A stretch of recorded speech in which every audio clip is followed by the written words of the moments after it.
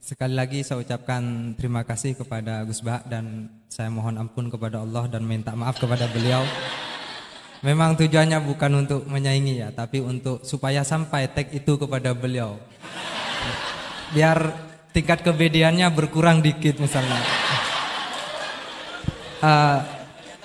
Tapi bagaimanapun saya kalah memang. Okay.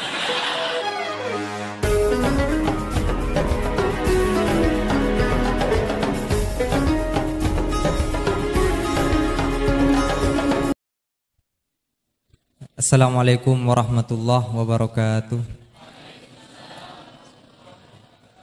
Alhamdulillahirabbil alamin wa bihi nasta'inu ala umurid dunya waddin wassalatu wassalamu ala asyrafil anbiya wal mursalin wa ala alihi wa sahbihi ajma'in.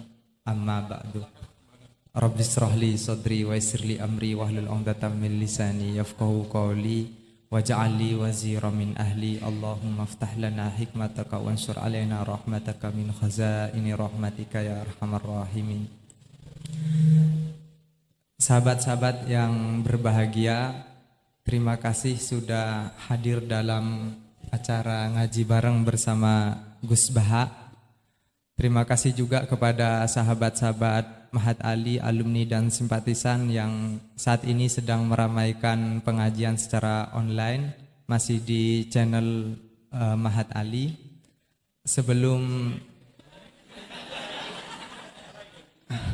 Sebelum saya buka, ada dua hal yang ingin saya sampaikan kepada narasumber kita.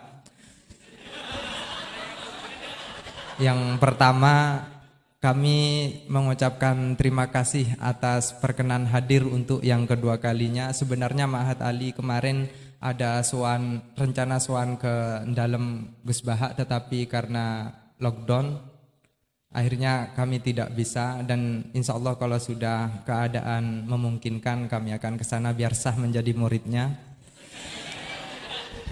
Itu yang pertama. Yang kedua, ini sekedar laporan, bukan untuk minta pujian, bahwa di pertemuan pertama tahun lalu kita dikritik karena ternyata ada murid yang hafal Al-Quran tapi gurunya belum ada, dan itu tidak sah. Alhamdulillah belakangan ini sudah ada 3 guru Mahat Ali yang hafal Al-Quran, Gus. Ya. Bisa. Yang pertama mohon disiapkan Ustadz Ahmadi Muhammadiyah ya.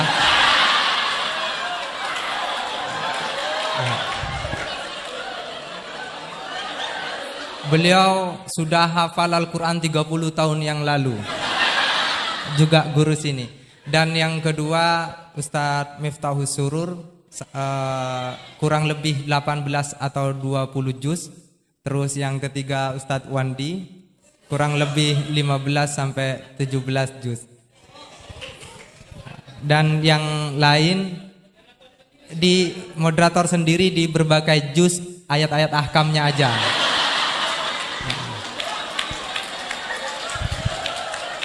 Dan juga sebagai laporan, Ustadz Herudin sebagai sekretaris Mahat Ali Situbondo sudah membuat ancang-ancang peraturan bahwa musrif atau pembina di Mahat Ali itu sekurang-kurangnya menghafalkan ayat ahkam berikut beberapa juz yang kelak nanti ditingkatkan menjadi harus 30 juz.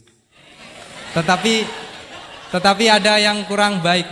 Setelah itu aturan itu berlaku untuk yang daftar jadi dosen. Kalau yang sudah jadi dosen bagaimana Ustadz Herudin? Ustadz Herudin mengutip Al-Baqarah tentang ayat riba itu, Gus.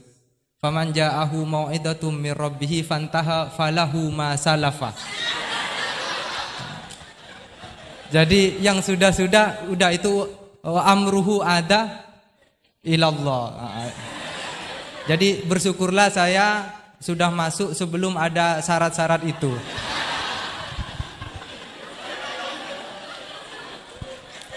Dan yang terakhir, saya sudah kapok juga untuk mengatur kiai. Saya tidak akan ngurus temanya apa, waktunya berapa. Saya persilahkan sesuka-sukanya juga saat ini dalam pengertian yang hakikat. bukan hanya karena kapok ngatur ya, tetapi juga beliau sudah berjanji tidak akan lebih 45 menit tahun lalu. Jadi ini hanya soal menagih janji saja. Saya persilahkan kepada Yang Mulia.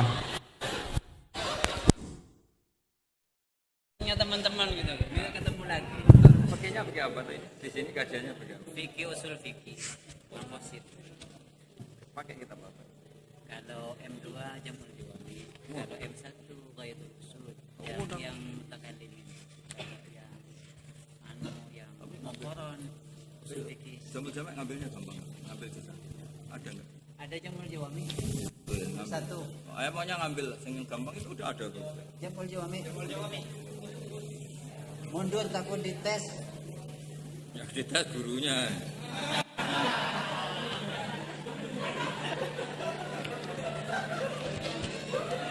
Siapa nanti yang dites Qurannya? Kamu ya?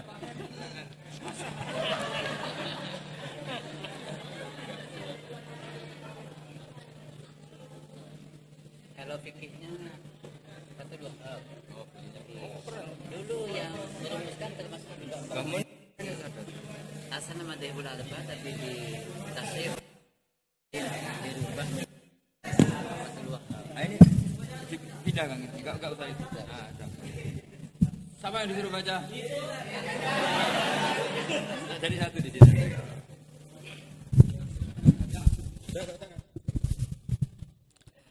Assalamualaikum warahmatullahi wabarakatuh. Bismillahirrahmanirrahim. Allahumma sholli wa sallim ala sayyidina Muhammadin wa ala alihi washabihi ajmain. Amma ba'du. Semoga semua di sini dimaafkan Allah Taala. Karena ganggu wong top. Top cara pangeran, angger mukmin ya top. Begini ya, jadi saya tahu banyak foto-fotonya Mbah Mun ketika sama Ki As'ad. Bapak saya kandung juga pernah di sini ketika Muktamar 84, beberapa keluarga termasuk Ki Ahmad Siddiq karena beliau juga turunan Lasem. Yang jelas kenangan kita dengan Ki As'ad itu banyak, dari bapak, dari guru, kemudian beliau juga ngaji di Stokiri. Saya juga dapat keluarga Stokiri, banyaklah hal-hal.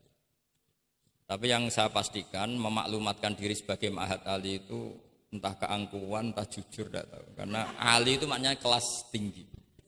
Kelas tinggi itu bisa kelas tinggi ilmunya atau kelas tinggi ya macam-macam. Tapi saya beri contoh.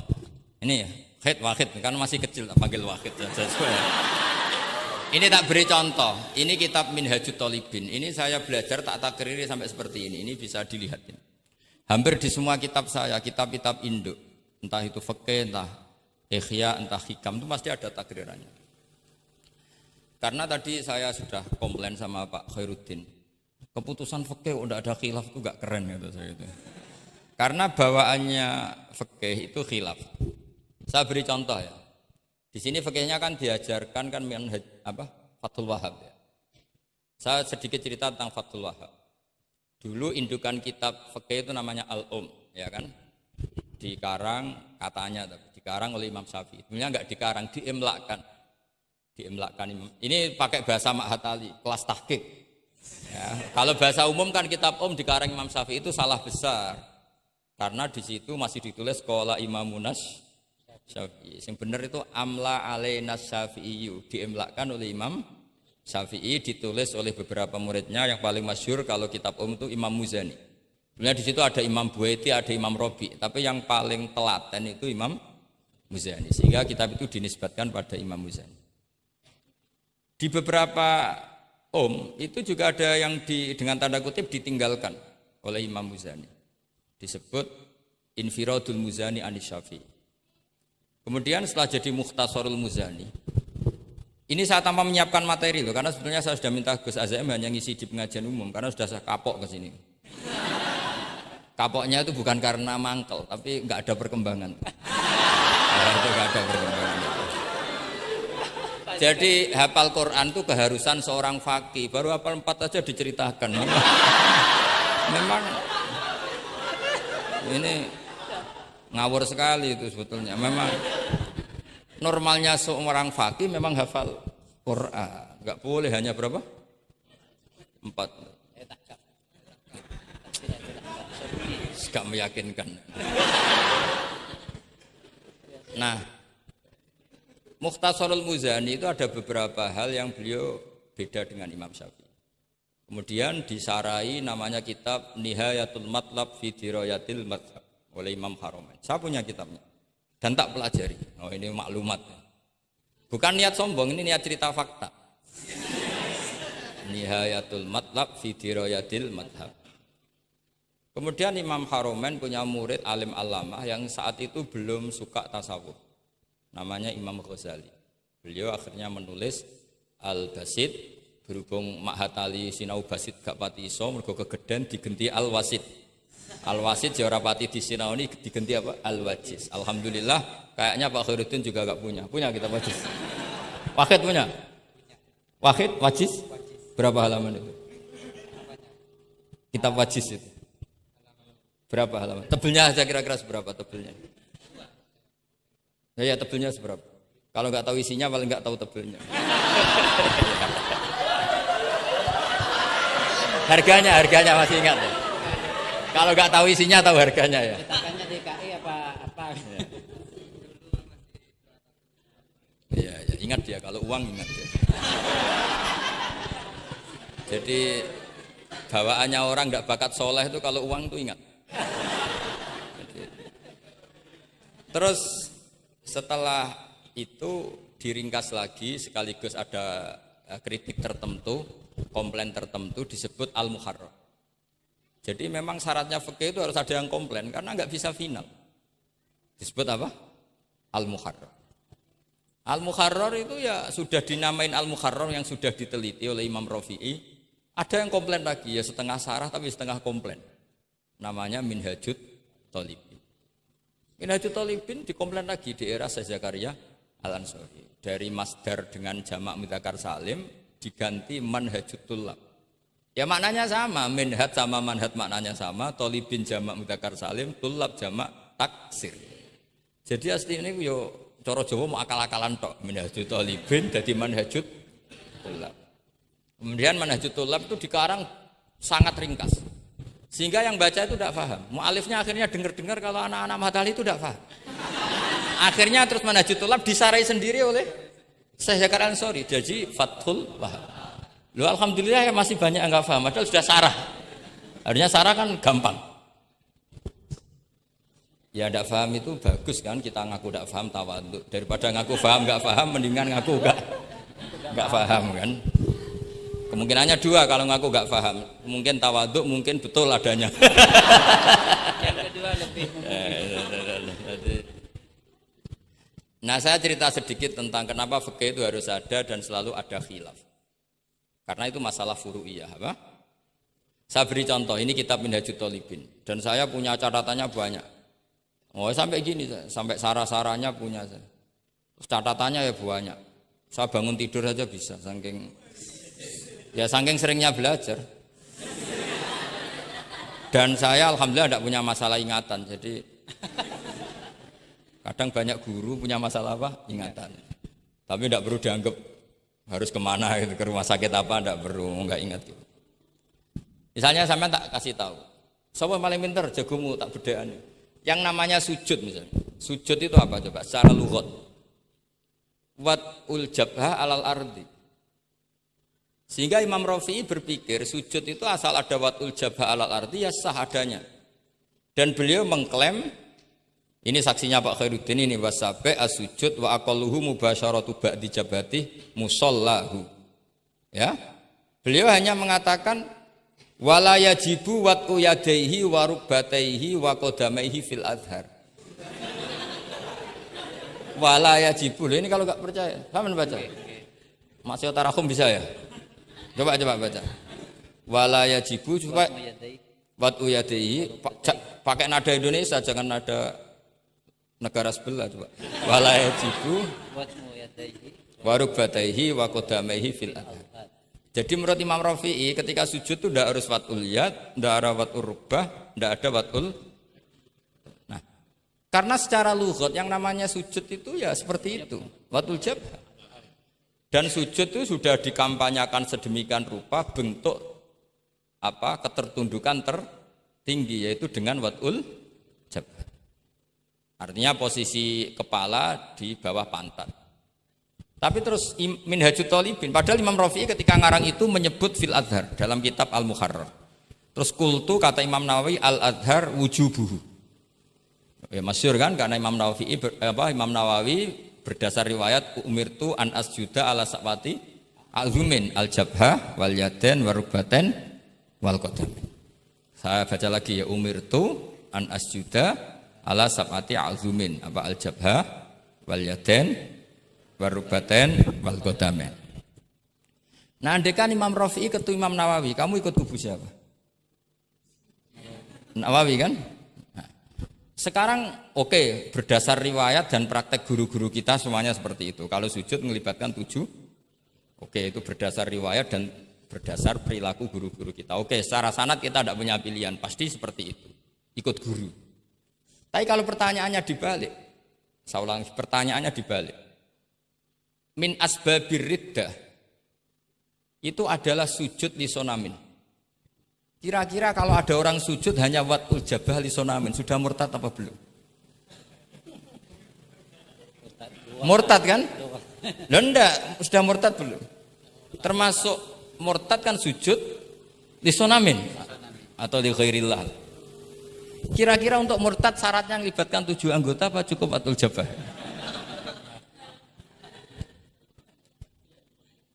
Untuk sah menjadi murtad. Nggak, misalnya kamu, jangan kamu lah, kamu potongan tidak mungkin murtad insya Allah lah.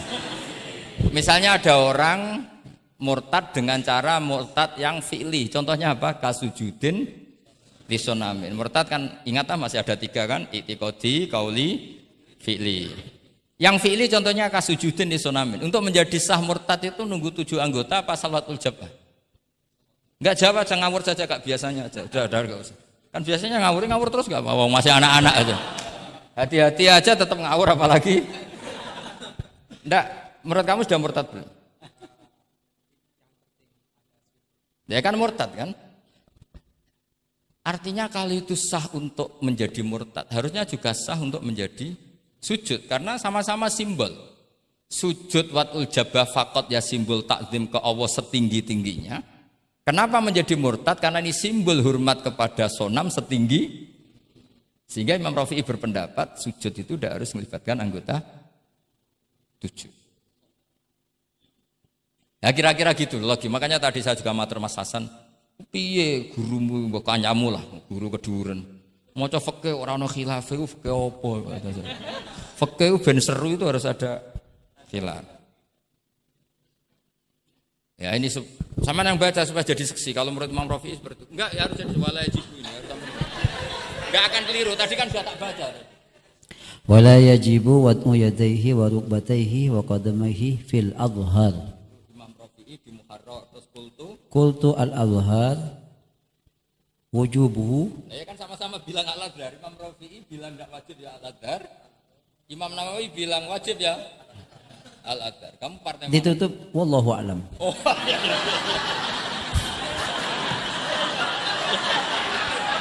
Enggak ada, Gus. Ada walam. Enggak, wallahu a'lam. Aduh, ini enggak ada penggantinya.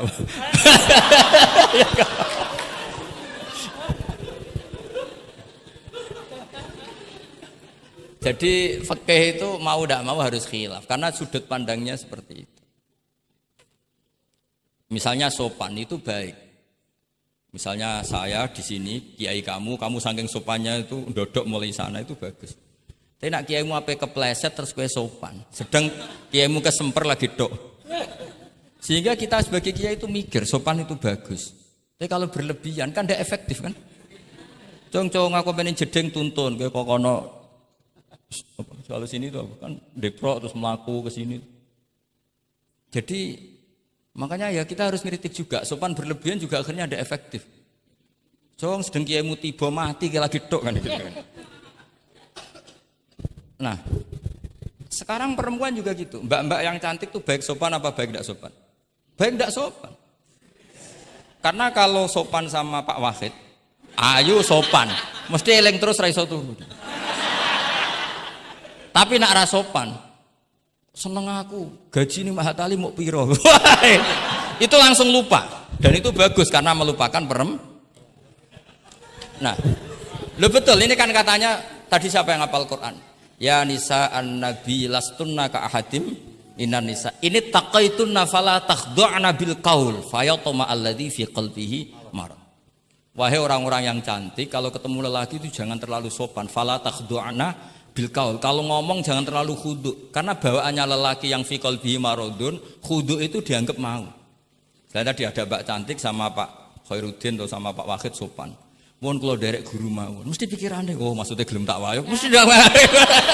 Padahal maksudnya derek itu menderek mata pelajaran. Tapi utek-utek begini itu kan, yang fikol dia apa? Marot, contoh saja loh. Tapi bisa fakta. Itu mesti pikirannya itu kemana-mana. Mohon kalau derek Pak Wahid mawon, ngomong wong ayu, nak sengaja kan rati pikir.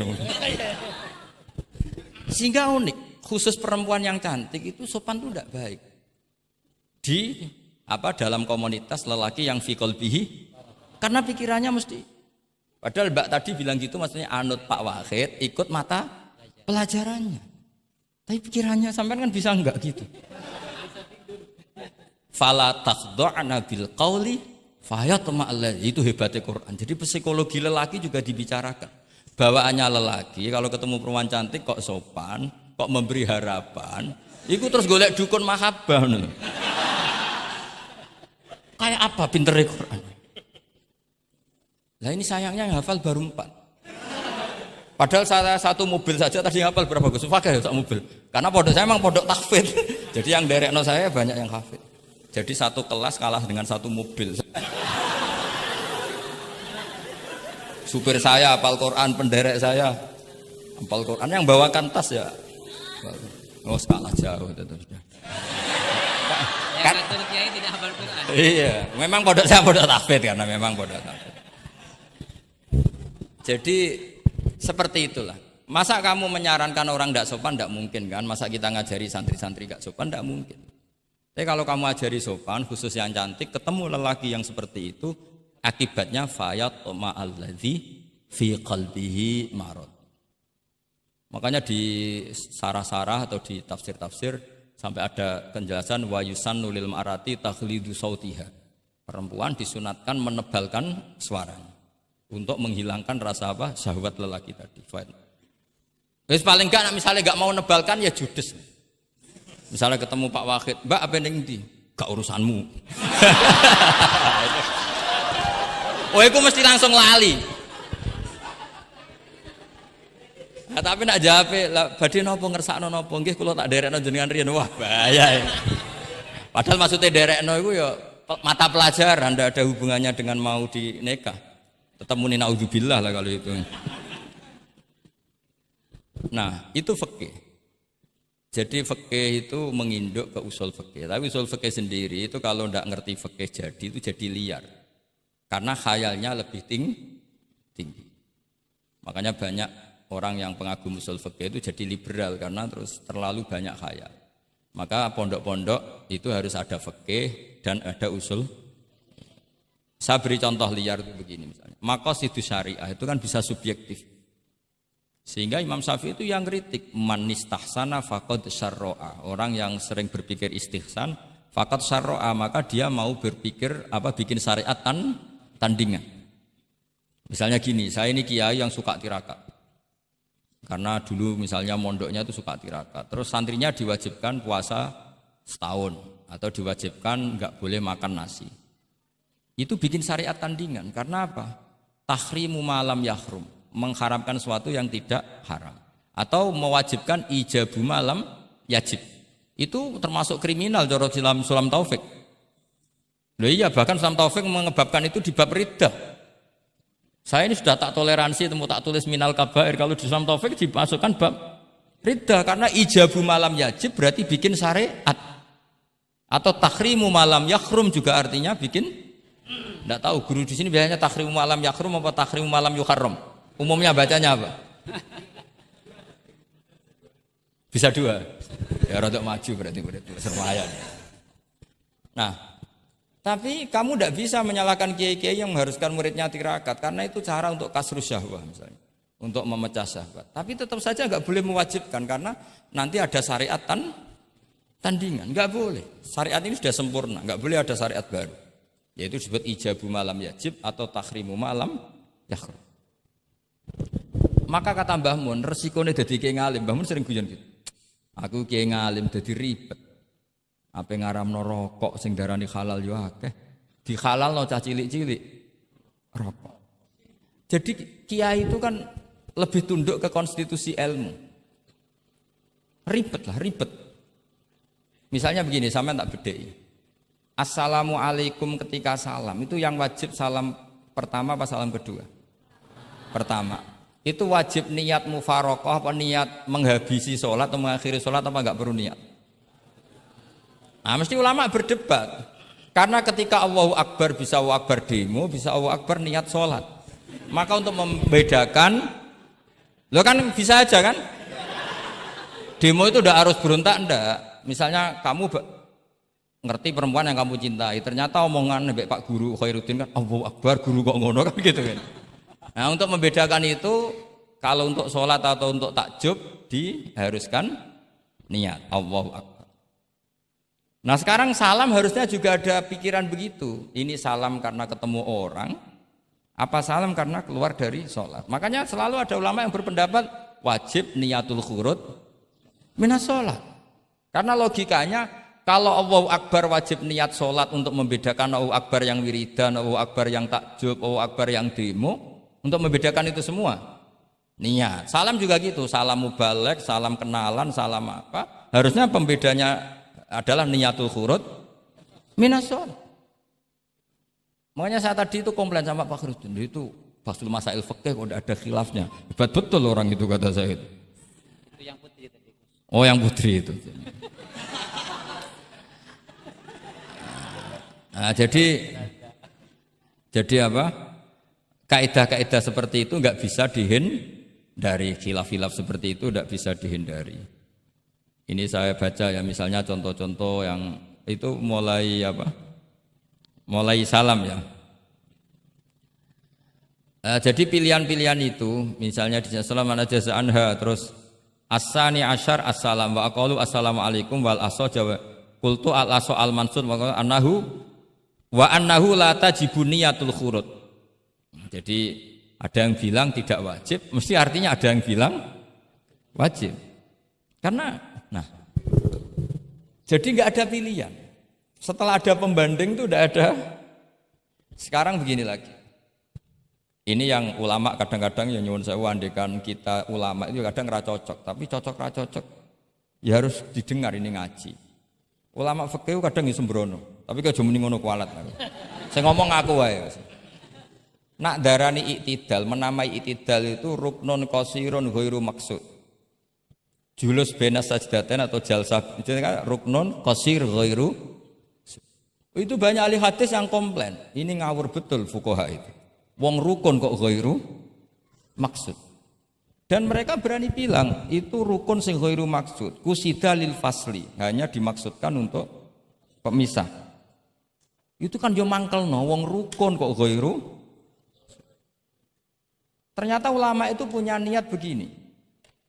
Setelah dikatakan ruknun qasir, maka jangan ada pesaing. Yaitu ukurannya apa? Julus jalsah benas sajdatain enggak boleh lebih lama ketimbang tasyahud akhir. Tasyahud awal sunat bu jangan ngaji ora khatam. Tasyahud akhir apa awal? Akhir, berarti sabtu lisan pinter lah pinter. Iktidal juga ruknun qasirun, maka enggak boleh lamanya menandingi qiyam lil Fatihah. Ya, sudah jelas ya. Yang jalsah benas sajdatain enggak boleh menyaingi tasyahud akhir. Yang iktidal enggak boleh menyaingi qiyam lil Fatihah. Ternyata ulama yo mikir, disaingi ku yo ora enak. Ngene kaya kula disaingi Khairuddin yo ora gelem. Ora krana sombong, disaingi itu ndak enak. Kecuali level ya. Kecuali level. Level ya hafal Quran ya 30 juz. Itu Jibril bisa demo ke kamu. Memangnya saya hanya nurunkan ayatul ahkam. Enak saja milik. Memangnya selain ayatul ahkam nggak menarik? Itu kalian semua pasti berhadapan dengan Jibril. Coba Jibril nurunkan semuanya apa hanya ayatul ahkam? Kalau saya ketemu kan aman.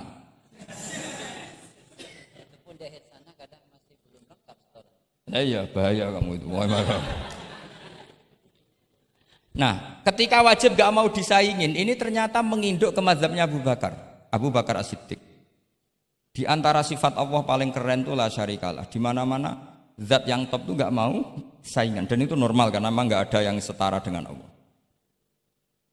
Suatu saat Abu Bakar itu pulang. Ini nanti saya cerita fikih banyak. Kamu pasti setelah ini tambah pinter, tak jamin. Bukan barokahnya saya lah, barokahnya Mbah Mun, barokahnya Mbah As'ad gitu. Tapi kena ras sombong yang termasuk barokahku lah gitu ya. Kamu tidak sombong, tapi sombong juga gak apa-apa. Terus biasa salah, orang salah sombong salah liane. Abu Bakar pulang, di situ itu istrinya menyediakan beberapa makanan untuk sahur. Itu marah besar. Apa kamu mau menandingi Ramadan sehingga puasa sunat aja persiapannya seperti ini? Bahkan sebagian riwayat itu beliau memukuli kidrun, jadi itunya ada yang dirusak lah kira-kira gitu. Ini dengerin betul, nanti akibatnya di fikih. Makanya di fikih apa? Sholat fardu itu nggak mau kesaingan. Sholat fardu wajib qiyam liqadirin. Nggak boleh sholat sunat bersyarat begitu. Harus sah qu'ud meskipun ma'al qudrah. Karena fardu itu nggak mau kesaingan. Jadi fardu ya rada egois kira-kira gitu. Nah, mesti sama lagi krungu iki gitu. Maksudnya sering roh hukumnya tapi baru tahu logika ini. Loh aku ora suudon soal yakin. Soal yakin. Karena fardu itu enggak mau. Poso fardu wajib tabyitun niat. Nginep no niat mulai malam. Poso sunat tidak. Ketemu jam 9 kamu belum makan, belum ada dukhulu syai'in fi jawfika. Terus niat puasa sah enggak? Sah. Ada bedanya enggak fardu sama sunat? Ada. Sholat fardu wajib itmam, puasa wajib itmam. Puasa sunat amiru nafsi. Puasa sunat bojo lagi apian bisa kamu batalkan. Tapi nak puasa fardu, oh sanksinya berat. Itku rokobatin sampai ya siamu sehari ini apa? Mutatabi'an. Terakhir itamu sitina. Tapi kalau puasa sunat amiru nafsi, kamu terus nggih monggo, ndak terus intinya fardu itu nggak mau disaingin. Batin fardu egois kata saya. Nah, Abu Bakar sampai begitu. Ono wong poso sunat kok sampai nyiapno buka, nyiapno sahur, ku marah. Bahkan marahnya nggak sekedar di hukumnya, di perlakuannya. Kamu itu memperlakukan puasa sunat aja kok kayak memperlakukan fardu. Hanya di menunya, di persiapannya. Dan ternyata Imam Syafi'i benar, ternyata di hukumnya juga harus beda. Misalnya tadi, qiyamul qadir fil fardi wajib qiyam. Tapi kalau sholat sunat, boleh qu'ud walau ma'al qudrah alal qiyam. Jadi ini ulama. Ini perpaduan usul fikih dan fikih. Jadi fardu itu ya agak angkuh lah kira-kira gitu. Angkuh itu kalau baik namanya izzatun nafs.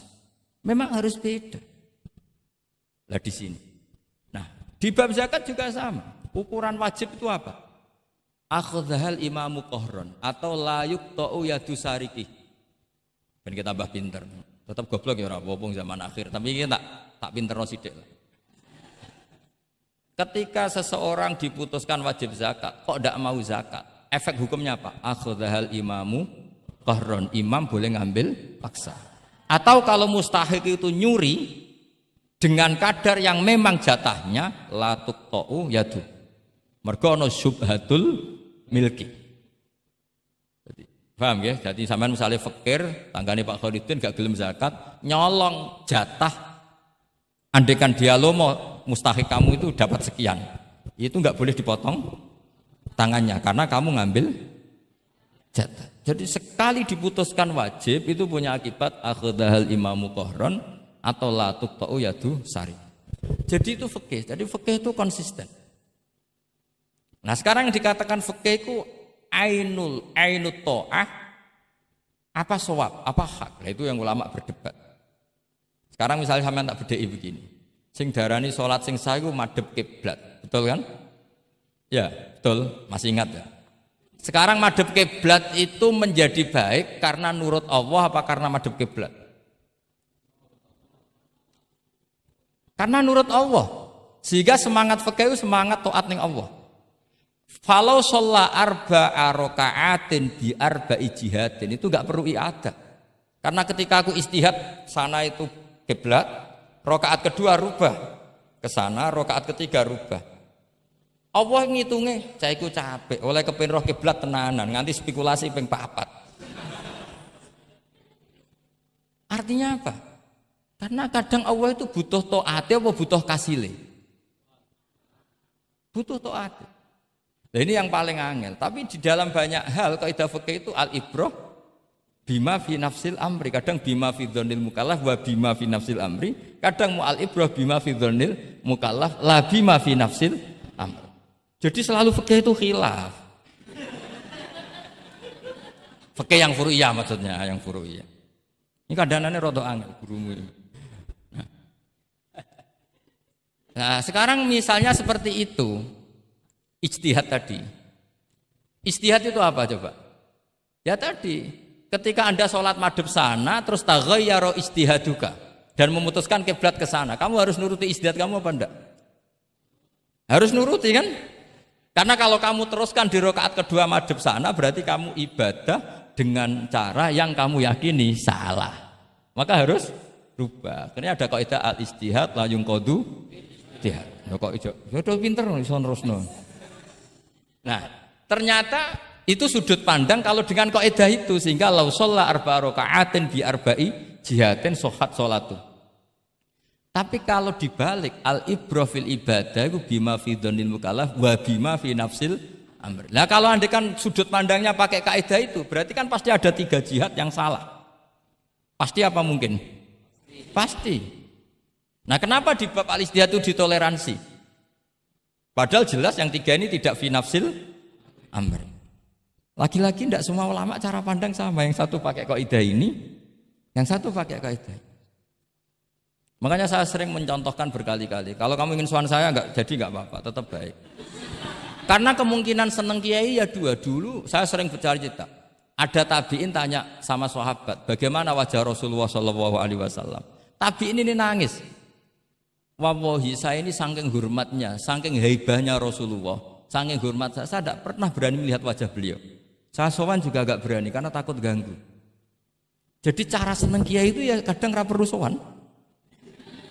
Karena bawaannya itu ganggu. Loh misalnya saya ketemu anak istri saya kan asik, terus ketemu Wahid kan ya pusing. Jadi Allahu Akbar. Provokator ini. Jadi justru saking takdimnya Rasulullah pilihannya itu tidak sowan karena takut ganggu Rasul. Ada sahabat yang pilihannya sowan. Wong jenenge seneng ya sowan. Tapi kalau dibalik jenenge seneng ya aja ganggu. Ayo milih ndi. Ini 2 mazhab yang sama-sama kuat. Jenenge seneng ya sowan, jenenge seneng ya aja ganggu. Ayo milih mana kamu? Ada 2 pendapat. Kenapa Anda begitu yakin dengan satu pendapat? Di furu'iyah, saya ulang lagi di furu'iyah. Ya, bukannya maklumat di furu'iyah. Jadi tidak gampang. Sholat pakai pakaian resmi begini itu bagus. Pakai jubah, kamis, atau pakai hem, pakai sarung itu bagus. Tapi andaikan Nabi selalu sholat demikian, itu bahaya. Saya ulang lagi bahaya bagi syariat ini. Ini saya niat ngajarin gurunya, bukan anak-anak. Suatu saat Jabir bin Abdillah, kalau kamu baca lihat di bab sholat di Bukhari atau di Kitabul Ilmi, ilmu fi sholat maksudnya.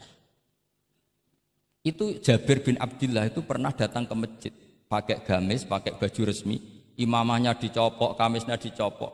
Semua dicopot terus sholat hanya pakai sarung tok, izarin wahid. Terus akidan torofaihi ala atikihi. Ini kayak orang kuno, sarung satu di akidan torofaihi ala atiki terus sholat.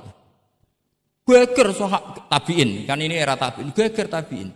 Ungzur ila sahibi Rasulillah, lihat tuh sahabatnya Nabi. Salat kok model kayak gitu. Ketika Pak Khairuddin sudah salat dengan segala penampilan. Jubahan, terus pakai imamah, dehem dari belakang, orang minggir semua sudah top lah pokoknya, sudah top pokoknya. Ini sahabatnya Nabi. Terus ketika sahabat mulai dan nyun sewu, beliau ngendikannya agak kasar. Saya melakukan ini, saya cek nanti di Bukhari.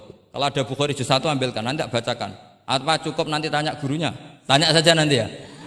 Kalau 5 menit menemukan berarti dia sudah paham. Kalau ngasih waktu 1 hari masih cari-cari berarti. Ukurannya gampang. Kalau saya setengah menit langsung ketemu. Nanti ya cukup gurunya ya. Nanti kasihkan. Kalau bilang besok berarti belum tahu. Tapi kalau 5 menit kok ketemu ya sudah lumayan. Kata Jabir bin Abdillah, saya melakukan ini liyaroni al-ahmak misluk. Keras sekali. Saya melakukan ini supaya orang ahmak kayak kamu itu tahu. Ahmak itu terjemahnya nggak usah diterjemah. Ya pelai jahil atau teman akrabnya apa? Jahil yang agak kebablasan itu namanya apa? Ahmak. Jahil yang ya sudah seperti itu.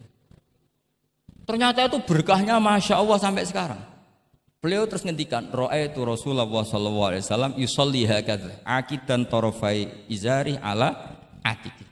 Andai kan itu enggak pernah dilakukan seorang sahabat yang bersaksi Rasulullah pernah melakukan itu, maka kita akan menganggap sholat jubahan resmi seperti itu menjadi syarat sah. Pakai hem seperti ini resmi menjadi syarat sah. Barokahnya itu diketahui, oh yang paling pokok itu satrul aurah, yaitu mabena surah warubah. Jadi tidak konsisten itu kadang penting untuk menjaga varian hukum. Loh, Nabi itu nggak pernah terawih. Andai kan Nabi terawih terus, maka akan dikira terawih itu wajib. Nah barokahnya nggak pernah terawih, itu kamu bisa nggak terawih kan gitu. Maksudnya ya boleh nggak terawih. Ya, kalau nanti pengurus mewajibkan, carikan takbir sulam taufik ijabu malam. Bisa masalah besar itu. Nggak ada. Ini cerita ilmu, nggak cerita perilaku. Nggak ada. Ini cerita ilmu, nggak cerita apa? Perilaku. Jelas kan? Jadi kadang seperti itu penting. Contoh lagi, dan ini sering saya utarakan. Ketika Nabi Fathu Mekah, tofa ashabu jami'an, itu musyatan. Semua ketika tawaf itu jalan kaki. Tapi Nabi itu unik. Tofa Rasulullah wahdah rokiban. Nabi tawaf itu pakai kendaraan unta. Yang lainnya musyatan, semuanya masin. Jalan kaki. Tapi Nabi malah tofa rokiban. Padahal jelas kaidahnya al-ajru biqadrit. Tapi andai kan Nabi kok tofa masyian, maka kita tidak tahu caranya tawaf. Tidak tahu hukumnya. Atau paling enggak nganggep bahwa syarat sahnya tawaf harus jalan. Tapi barokahnya Nabi tofa rokiban, akhirnya ada hukum, ternyata syarat sahnya tawaf tidak harus jalan, tapi boleh berkendara. Akhirnya kita tahu orang sepuh sedikit tawaf pakai kursi roda, pakai macam-macam. Jadi semuanya itu berkah, perbedaan itu berkah. Tapi yang baca harus orang alim. Kalau orang yang fikal bi marot ya, piye Nabi karep wong liya kon mlaku ndek enak-enakan numpak. Ya ribet nek kena wong sing fikal bi marodun fazatahum wa marot. Jadi ribet ini Ustadz satu ini ribet. Ya subuh kesiangan ini contohnya kok kayak perilakunya. Ini Kiai Hasan contohnya kayak perilakunya. Sholat itu ada waktunya. Sekali waktunya habis normalnya sudah tidak wajib, ya enggak? Kamu mau sekolah, selesainya jam 12, kamu bangun 12:30. Harus sekolah apa enggak usah? Karena momen sekali kelewat kan enggak bisa diulang kan? Normalnya sholat qadha itu tidak wajib, normalnya. Karena momen waktunya sudah habis. Dan qadha normalnya juga nyuwun sewu haram. Normalnya. Tapi berhubung Pak sering kodok terus bilang gak haram kan? Karena yang kodok bukan hanya santrinya tapi apa? Gurunya. Tapi nyun sewu, Nabi itu tahu ditakdir kodok. Saya tidak bilang Nabi kodok, ditakdir kodok. Ini bedanya Nabi dengan kamu. Nabi pernah ditakdir kodok. Dan nyatanya Nabi tetap sholat. Akhirnya jadi syariat qadha itu tetap. Andai kan Nabi tidak pernah qadha, maka orang cara berpikir waktunya kan sudah habis. Pasti malaikat bagian nyatet sudah enggak ada. Lah lha apa sholat wong sing nyatet wis tutup buku kan? Karena logika waktu itu kalau momennya kelewat ya sudah normalnya. Tapi agama ini tidak seperti itu. Berhubung Nabi pas qadha juga sholat. Itu kayaknya juga jamaah ya. Wah itu yang ribet itu. Ya kan jamaah kan itu. Jamaah kan? Wah aku nak mbok praktekno ning pondok. Ya ribet. Separuh pondok qadha terus dimami Khairuddin sing qomat wahid. Wah. Perkara kan? Nah barokahnya ngerti kunut itu sunat, pura-pura ndak kunut. Akhirnya kayak orang baik kan? Yaitu mau melakukan sholat duha. Ini. Ya akhirnya guru saya sedang sholat duha. Itu husnudon yang gioblok.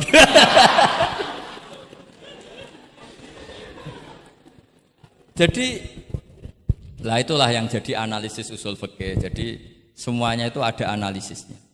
Saya ulang lagi, semuanya itu ada. Yang jelas itu di antara pantangan Islam itu ijabu malam yajib dan tahrimu malam yahrum. Karena manis tahsana faqad syarra'a. Dan Allah itu enggak suka ada syariat tandingan, itu enggak suka. Karena bahaya kalau semua orang istihsan, bahaya. Saya pernah ini cerita nyata. Ada pengurus yayasan yatim piatu yang sehat. Saya ulang lagi, yang sehat. Sehat yayasannya, sehat apa keuangannya, sehat perilakunya. Datang ke saya minta doa, minta nasihat. Normalnya kan saya puji, tapi saya dingin saja. Saya bilang yayasan yatim piatu itu bagus, tapi lebih bagus lagi kalau dibiarkan. Karena anak-anak yatim ini kan milik keluarga. Setelah bapaknya mati, biasanya mbahnya ngerawat, Pak D, Pak Leknya ngerawat. Nah, dengan kamu ambil ke yayasan itu, dia tercerabut dari keluarga. Satu, Anda jangan merasa perilaku Anda atau solusi Anda atau amal Anda lebih baik. Bisa saja kalau di keluarga lebih. Tak beri contoh, anak yatim di kampung saya ini gendut-gendut. Karena dulu Pak D, Pak Leknya, mbahnya tidak pati sayang, barokah yatim sayangnya berlipat. Terus kedua, barokahnya di rumah makannya bebas. Kalau di yayasan kan harus pakai jam. Mana seneng cah cilik makan di jam. Jadi biar, ya nah ini lagi-lagi khilaf. Yang setuju yayasan yatim, yang sehat loh, kalau yang nggak sehat memang kita tidak cocok. Yang sehat, bayangkan yang sehat. Itu saja ada masalah. Karena tadi anak ini kan bagus, makanya Mbah Mun pernah dawuh. Ya yayasan yatim piatu itu ya apik, tapi gak oleh bocah tercerabut sangka keluarga. Nah ini kalau kita mentasrek terus semua anak diambil terus gak tahu Pak D-nya siapa, mbahnya. Meskipun ditulis tapi kan gak semudah itu, ingat kalau hanya sekedar di catatan dokumen kan. Tapi kalau dibiarkan di keluarga ngundang Pak D, Pak Le, Mbah dan sebagainya. Jadi gak bisa misalnya kamu bahas masalah gimana hukumnya mendirikan yayasan yatim piatu. Terus kamu bilang sunat mutlak, tidak bisa, karena di sini ada unsur tadi. Kak sampean mondok ini sunat apa enggak, Pak mondok? Ya bisa wajib, bisa sunat, bisa haram. Karena yang haram misalnya gini, kamu di kampung kamu itu andalan, tidak ada orang baik kayak kamu, tidak ada yang bisa ngaji kecuali kamu. Enak-enakan mulang neng pondok, mergo keren timbang mulang neng kampung, mau wong telu. Makanya Mbah Mun kalau guyon sama saya masih ingat betul lagi. Jadi kiai yo latihan, aku tahu keliru kata Mbah. Tak pikir keliru apa? Anak perainan ditanya Mbah Mun, "Cung perainan kok ning pondok?" Mbah Mun sempat kusnudon kayak cah sregep, wong perainan kok ndak pulang. Ternyata, "Lho perainan kok ning pondok, Cung? Kok sregep temen?" "Mboten, Mbah, nate ngomah kan ngarit." Ternyata. Jadi kusnudon tuh kadang gitu. Semenjak itu Mbah Mun kalau ada perainan, "Cung, mulai Cung ben kenal wong tuamu." Jadi malah dibalik. Iya kan kalau kelamaan ke pondok kan nggak roh asal usul orang tua sehingga tidak punya empati, tidak punya kasihan kan. Orang tuanya berjibaku ngarit apalah kerja apa. Lah ya artinya terus kamu tidak bisa. Semua santri yang perenan tidak pulang berarti santri baik. Sebetulnya tidak mesti juga. Santri takut ngarit kan gitu. Ini namanya sudut pandang gitu. Jadi masalah-masalah furu'iyah itu tidak bisa tidak seperti itu. Nah, sehingga kita tahu di kitab Mahali atau di kitab beberapa kitab fikih mesti kaul awal, kaul sani, kaul salis dan sebagainya. Karena ini masalah sudut pandang. Wali nikah misalnya. Wali nikah itu kalau fasik sah apa enggak? Wali mujbir. Ada ulama yang mengatakan kalau wali mujbir fasik tetap sah jadi wali. Likamali syafaqatih, karena seorang wali ini pasti sangat sayang. Meskipun fasik dia orientasi tentang anaknya tetap bagus. Ada yang bilang enggak. Kalau fasik harus dicabut hak walinya. Di mana-mana orang fasik sudah error. Jangan-jangan karena dia pemabuk atau karena dia tukang judi, pikirannya dapat menantu yang kaya meskipun tukang judi. Bahaya ini kalau diberi hak wilayah atau hak wali. Makanya banyak ulama mengatakan sekali fasik dicabut. Nah, ya yang satu memandang umumnya orang tua meskipun fasik tetap likamalis. Tapi kata siapa di sosial itu mesti semua orang begitu apa tidak mesti? Tidak mesti. Makanya kaul sani mengatakan cabut saja. Li'annahu la yu'manu ayadu'aha inda fasikin mislih. Karena siapa yang bisa menjamin kalau dia tidak mengawinkan putrinya dengan orang fasik yang sejenis? Orang fasik pasti komunitasnya juga fasik. Dan dia nganggap orang fasik itu tidak problem, dia sendiri fasik. Wes dok untuk iki capek, jebule capek sing tahu ngutangi ning nggon judi. Karena dia punya ukuran apik versinya dia. Lagi-lagi fikih kok mujma' alaih mau piye? Oh yo. Yang furu'iyah maksud saya, yang furu'iyah. Iki pinter toh cukup ya? Sudah 45 menit. Mohon ngoten mawon. Assalamualaikum warahmatullahi wabarakatuh. Satu mungkin. Ya, mungkin satu ya, putra dan satu aja ya, putra dan putri. Ya. Enggak, satu saja Gus. Oke, bismillahirrahmanirrahim. Terima kasih. Mungkin yang tadi perlu saya berikan catatan. Oh ya, catatan kita pinter ya. Saya ingin beri catatan bahwa kita tadi sudah dapat kalau fikih itu karakternya adalah khilaf. Jadi ya yang furu'iyah lah, yang furu'iyah. Oke. Yang furu'iyah karakternya khilaf sehingga kita harus terbiasa berbeda. Dan soal tadi kesantunan, kesopanan itu orang ekspresinya berbeda.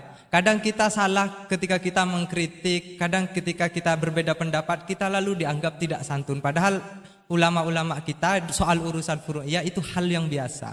Termasuk bahkan mungkin yang tadi sering dikali dikutip oleh Gus Baha, manistahsana faqad syarra'a, bahwa itu adalah kecaman dari Imam Syafi'i. Mungkin Gus Baha perlu, saya tidak tahu ya, ini tag ini sudah sampai atau tidak kepada beliau.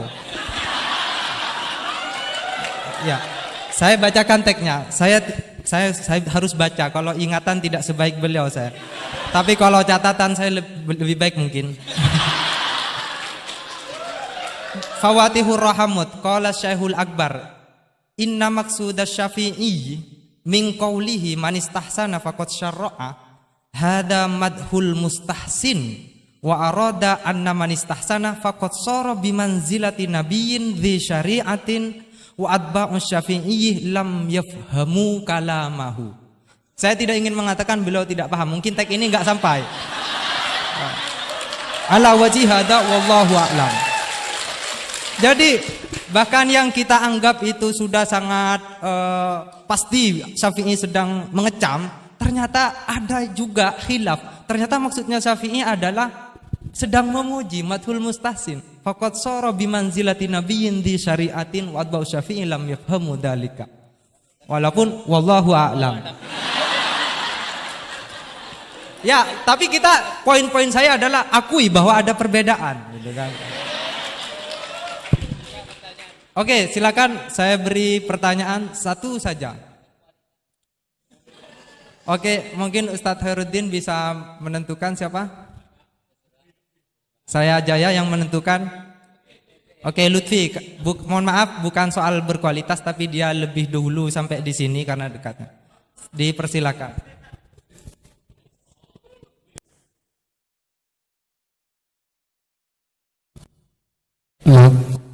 Assalamualaikum warahmatullahi wabarakatuh. Haji Ahmad Bahuddin Nur Salim atau yang lebih dikenal dengan Gus Baha yang saya takzimi, dan semua guru-guru saya yang saya hormati. Kita banyak mendengar tadi bahwa di dalam fikih, yaitu furu'iyah, itu sudah terbiasa terjadi khilaf di antara kalangan ulama. Ada satu redaksi yang bagi saya cukup ada satu yang menurut saya, di antaranya di dalam Bujairami al-Khatib,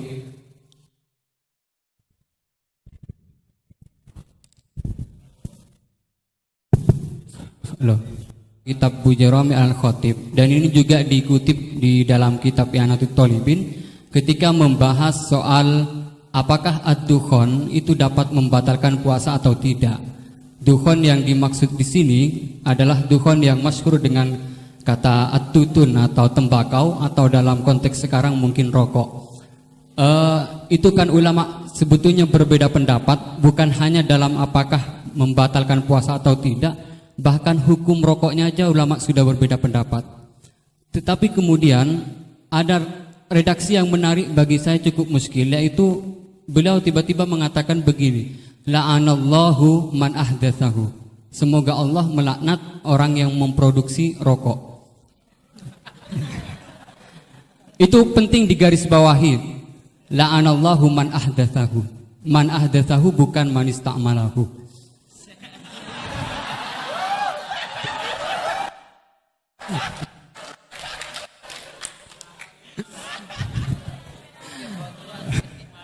Ini cukup kriminal karena ngomongnya di dalam pesantren yang cukup itu menjadi di negara Indonesia.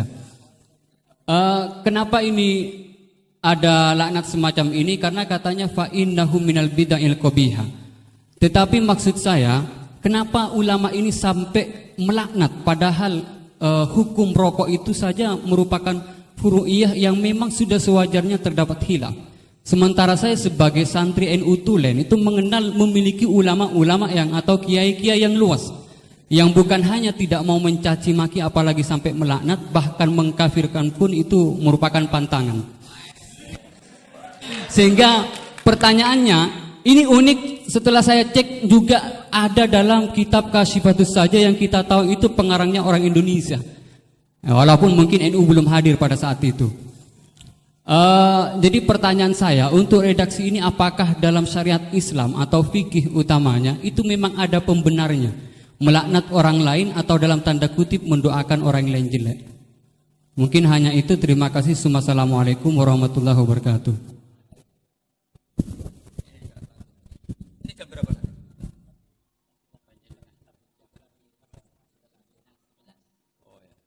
Bismillahirrahmanirrahim. Semoga Allah mengampuni Pak Wahid.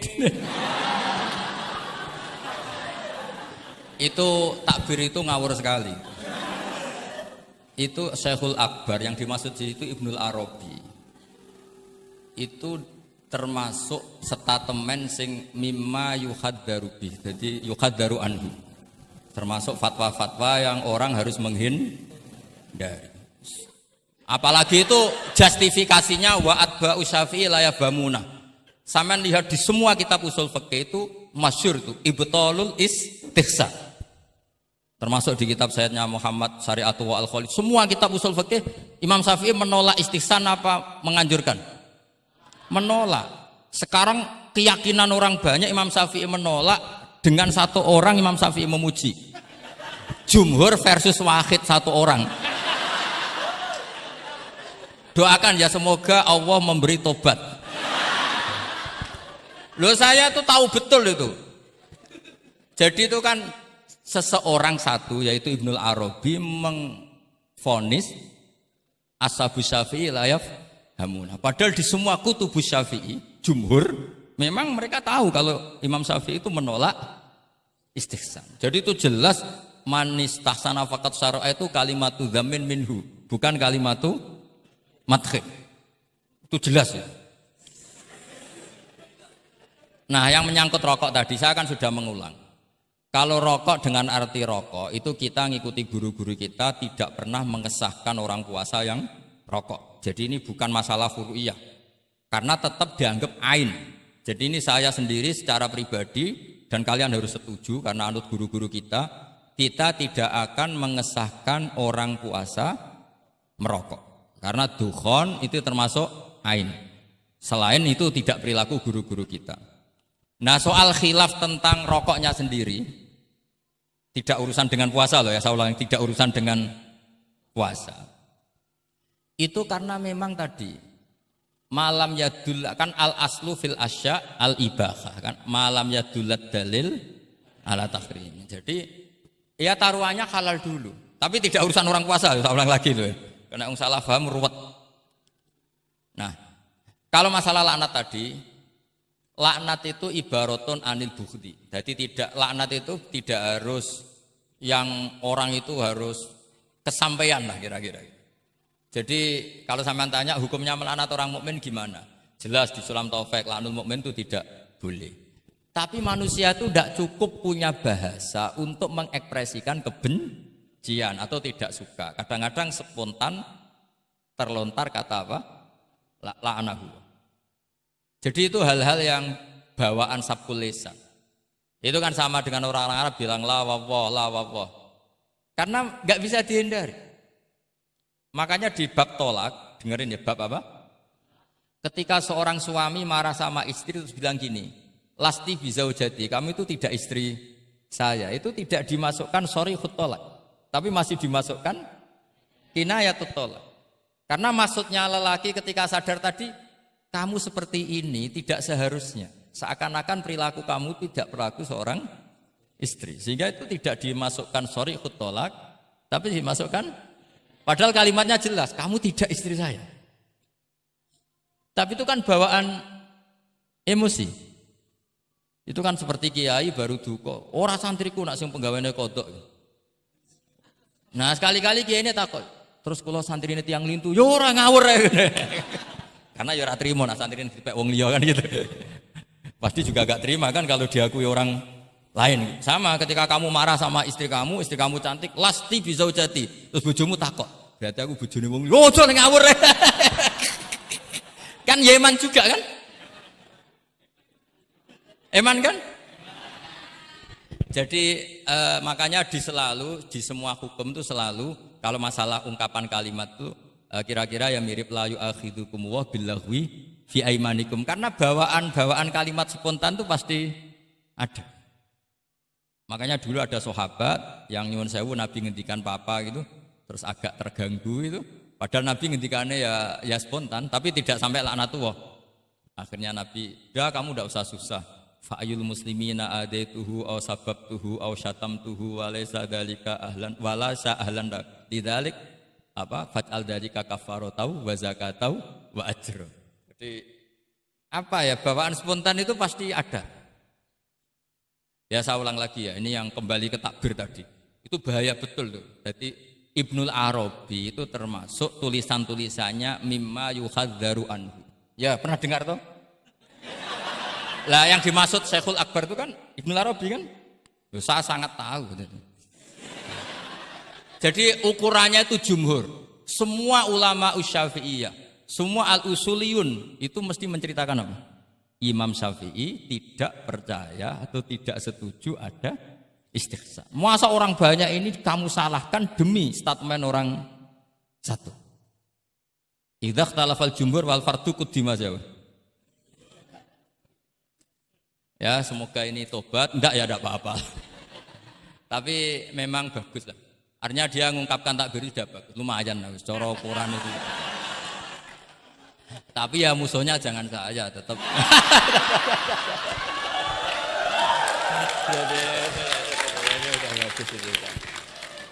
Kalau ada yang jauh seperti Abdul Wahab memadukan yang Oh, enggak mungkin, itu memang salah. Jadi cari saja di ya ibtalul istihsan. Ya pokoknya walhasil ashabu Syafi'i semuanya menolak istihsan. Wong Imam Syafi'i butuh gini.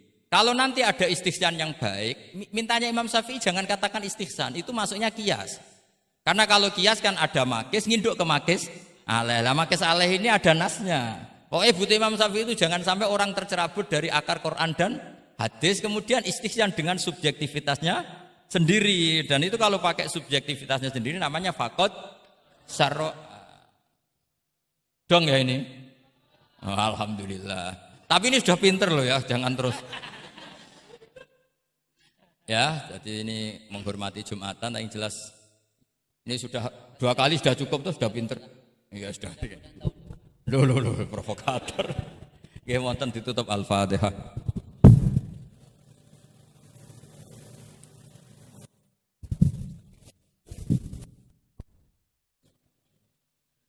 Baik, sekali lagi saya ucapkan terima kasih kepada Gus Bah dan saya mohon ampun kepada Allah dan minta maaf kepada beliau. Memang tujuannya bukan untuk menyaingi ya, tapi untuk supaya sampai tag itu kepada beliau. Biar tingkat kebedaannya berkurang dikit misalnya.